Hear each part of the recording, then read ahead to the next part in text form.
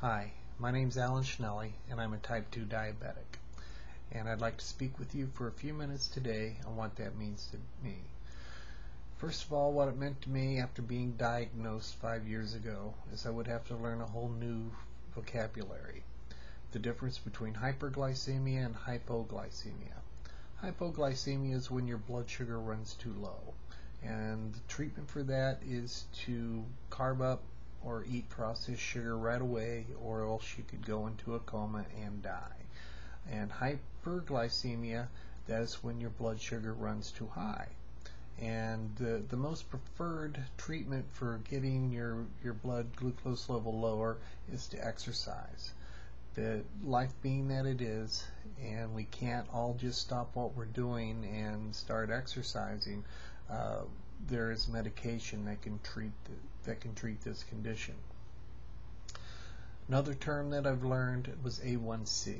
That's a 3-1 check. That's a 3-month check of how much glucose is sticking to your hemoglobin in a 3-month period, and you want that number to be 7 or lower. And on my last check 3 months ago, I was at 6.9. It was the lowest it's been in probably a year and a half, and I was very happy. And my doctor was happy for me as well. Another thing that diabetes has meant for me is in learning a whole new lifestyle. I can no longer go out to the grocery store and buy what I wanted. I had to begin to read the packaging, with the basic focus on low sugars and also low carbs. I didn't figure out the low carbs till later. Being a diabetic is more often a learning process. You learn as you go. One of the main questions I get from people I run into is, will you die if you eat sugar or something high in carbs? The answer is no, at least not right away, and in some respects not as soon as others might hope. But like I said earlier, there are treatments for it. When it's too high, you can exercise and take medication. When it's too low, you can certainly get some processed sugar in you, either through candy or through juice, and bring your blood sugar up. When your blood sugar is too low, that's a scary one for me. I live alone, and if my blood sugar is too low, and if I don't get up, I could be in a coma, and that's pretty scary. So I like to go to bed with my glucose numbers a little high, about 150, and I generally wake up with 120.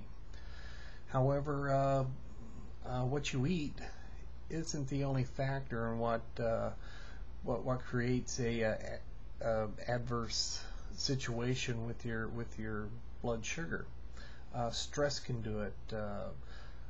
Change in routine, uncertain situations can also cause your blood sugar to rise or fall. And rising and falling is what it does. It could be high 1 second, and the very next second it could spike real low. And that's what stressful situations can do. And you just got to learn to keep yourself calm and try to stay out of any situation that might set you off. If it looks like an argument's going to set you off, remove yourself from the situation and come back with a clearer head. Another question people give me is that they've heard stories of people going crazy when their blood sugar is too low. Yes, that's true. That could happen. You can get irritable, and trained eyes know what's going on, and a diabetic sometimes know what's going on internally, and they can remedy the situation again through juice or sugar. Another thing that could happen with hyperglycemia, when you're too high, you can become drowsy and fuzzy-headed, and your eyesight gets blurry, and it's not a very attractive situation, and understandably so, but it is a condition, and it can be treated. It is a symptom of a condition, and it can be treated. What I hate most about being diabetic is being labeled a diabetic. I don't like being labeled for what I work. I don't mind being labeled for what I do at school, and I don't like being labeled for what I do as a hobbies. But I cannot remove myself from being a diabetic, and I think that's why I hate it the most.